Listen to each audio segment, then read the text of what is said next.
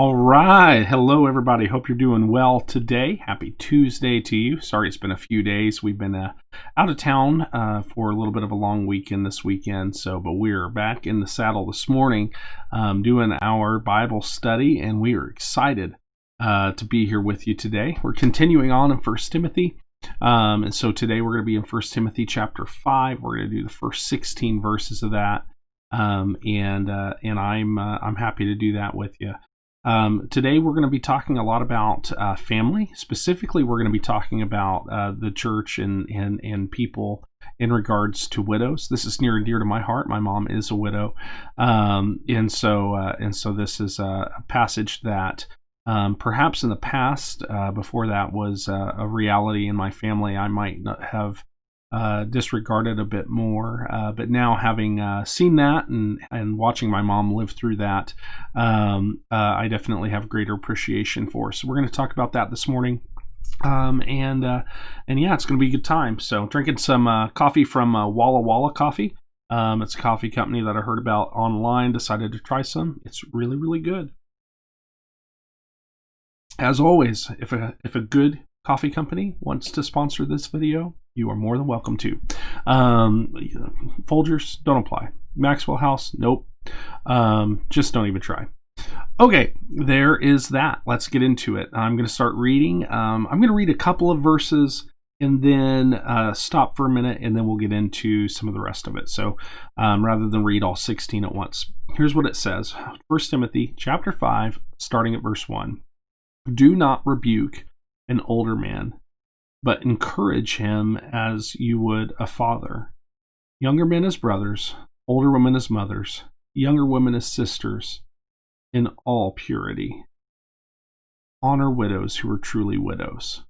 Okay, so we're going to stop there. Okay, that's the first 3 verses. And we're gonna stop there. We're gonna talk about that for a second. First of all, keep in mind that in the last chapter, right, as we talked about it last week on Thursday, I believe it was Thursday that we talked about this, where Paul gives Timothy that great encouragement that really probably, if you're a believer and you've been around the church any time, you've heard that verse, right? Do not let anyone look down on you for your youth, right? Paul gives Timothy that encouragement in the last chapter of the book. And so chapter 4, that's where he gets that encouragement. So this is a continuation in part of how to do ministry, right? Of how to care for people, right? That's really what's happening here. And Paul looks at Timothy and he says, you young whippersnapper, right? You little kid. That's what some people would call him, right? He's a kid. We don't know that he's got a family or kids of his own, right? And so he's still a kid in a lot of people's eyes. Don't rebuke an older man, right? Don't rebuke them, right? Because that would come across as disrespectful. That would come across as rude or as discouraging. So don't rebuke them, but encourage him as you would a father, right? And I think something interesting happens as you become an adult, right? Eventually throughout the line or throughout time, you get into this interesting moment where maybe you need to start help take the lead a little bit for your family, even if your parents are still alive, right? That kind of transitions at some point in your familial situation. And so Paul says, don't rebuke them, right? They're not going to listen to you if you rebuke them, but encourage them, right? Utilize your tact, like be wise in the way that you communicate with them. Encourage him as you would encourage a father. Dad, do you really think that you should eat a bologna sandwich every day? Like, do you really think that's the best health choice given your age and your history of heart attacks? Whatever. Encourage him as you would a father.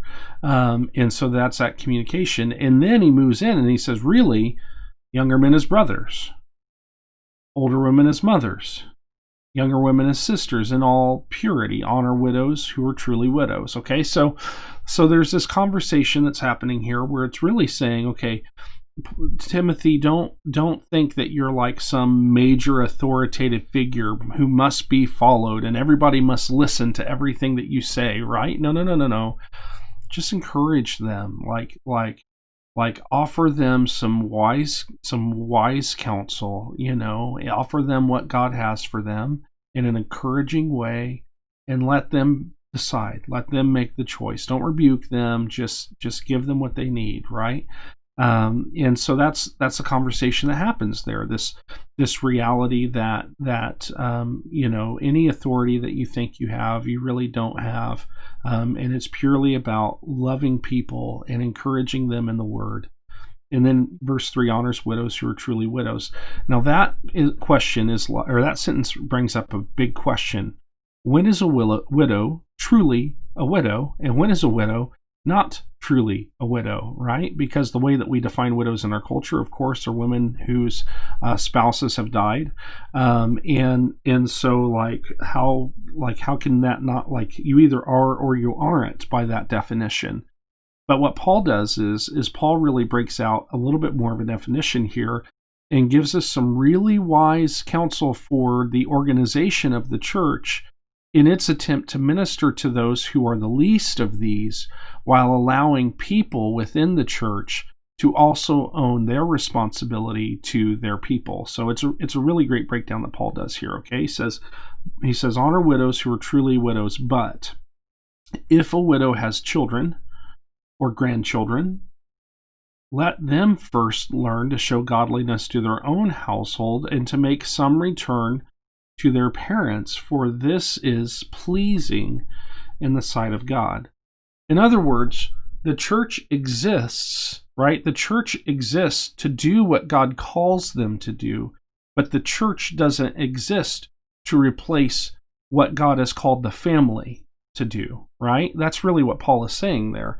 And so if you have a parent who is a widow, that parent is your responsibility. If you are an adult with a grandparent who's a widow, that grandparent is your responsibility. You need to take ownership of those who are in your bloodline, right? That's really what Paul is saying here, right? You need to show godliness to their own household. You need to make some return to their parents, for this is pleasing in the sight of God. In other words, it honors God whenever we honor those who have gone before us in our family. That really brings God a lot of honor. And if we don't do that, then by definition, that would dishonor God. Paul's going to say that in a minute. Paul says, she who is truly a widow, left all alone, has set her hope on God and continues in supplications and prayers night and day. But she who is self-indulgent is dead even while she lives. So in other words, right, Paul is defining a widow not only as a widow, a lady whose spouse has died, who has no children or grandchildren to care for her, but she is also a faithful lady whose spouse has died, who has no children or grandchildren to care for her.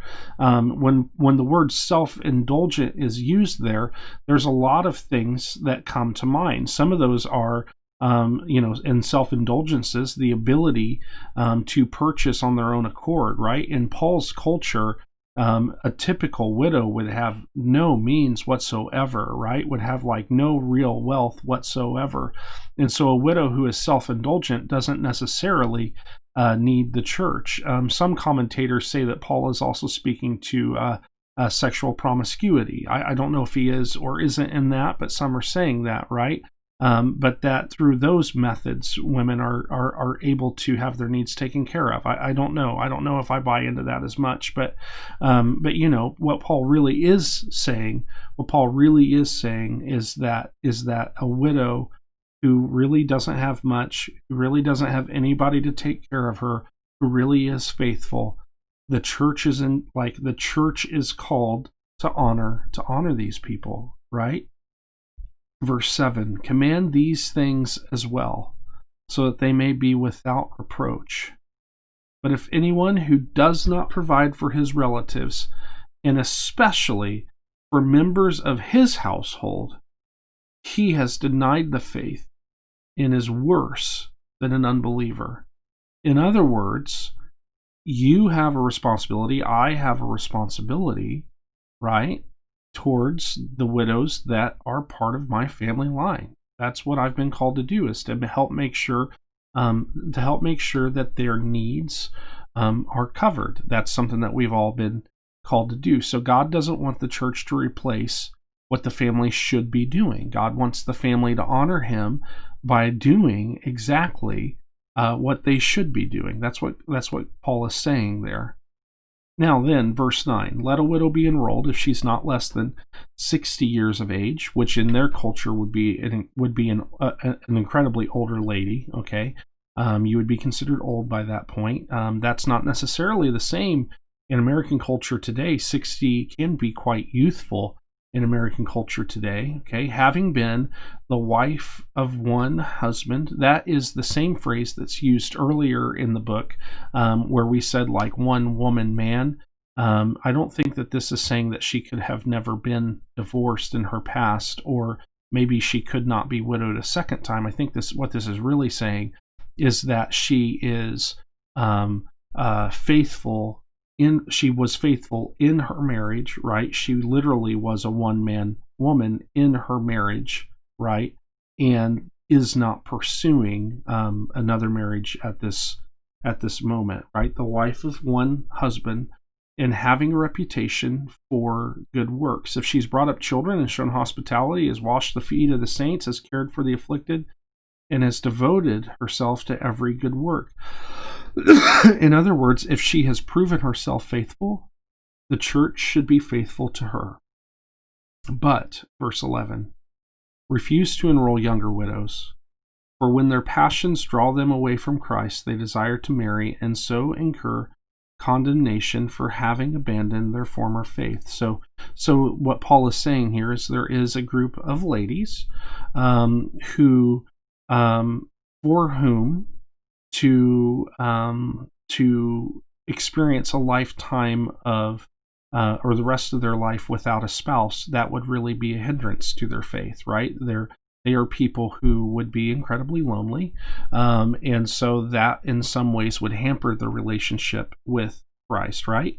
Paul says, besides that, they learn to be idlers, going about from house to house, and not only idlers, but also gossips and busybodies. They need company, they need conversation, and so if they don't pursue marriage, right, then their need for company and their need for conversation, Paul says, can be detrimental to their walk with Christ because they can take part in idle conversation. So Paul says, I would have the younger widows marry and bear children and manage their households and give the adversary no occasion for slander. Right? Paul says for in that case, and he says that in other times of other people. This is not Paul. This is not Paul attempting to. He is not attempting to insult these ladies, right? In another passage, Paul talks about like singleness is a really good thing, but some people just can't be single, and so those people should get married. And so Paul's not trying to speak negatively towards anybody. Paul is really saying here, like, if you're a person who just really, there are some people who become widows who just know I have no interest in ever marrying again, and there are some people who become widows who just know I need somebody. And if you're one of those people who just need somebody, then Paul's saying, you know what, without guilt, pursue somebody, right? Pursue somebody. Because if you don't, then you're opening up a potential weakness that Satan could enter into, right? For some have already strayed after Satan. If any believing woman has relatives who are widows, let her care for them. Let the church not be burdened, so that it may care for those who are truly widows. So it may care for those who are pursuing a lifetime of singleness after marriage, who have no other family to take care of them, so that those ladies' needs can be met. So that's that passage. In our culture, how does that apply? I'm not entirely sure. We live in a very different culture from the one that Timothy lived in.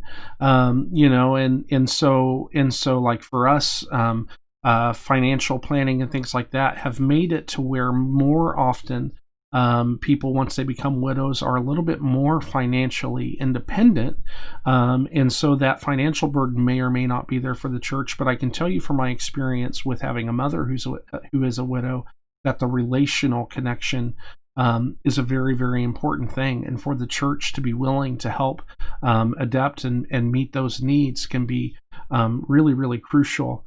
really, really essential. And then as I have been in ministry for several years and seen people transition into that older stage of life or closer to death stages of life as widows, sometimes they need things like visits and car rides and help with the grocery store and some basic things where maybe they're not able to care for their life as well as they once were, but they're also not in a position where they are needing, continuous in-home or live-in medical care. Sometimes it's on the church to pick up that slack. And this call is still our call, even still today. That's it. Love you guys. I will see you tomorrow morning as we continue through 1 Timothy. Thanks so much for watching. If you like this video, give us a thumbs up. Leave us a comment. If you want to subscribe, please do subscribe. You can click on that bell icon to receive notifications when we go live. And if you share it, I greatly appreciate all the shares we can get. Love you guys.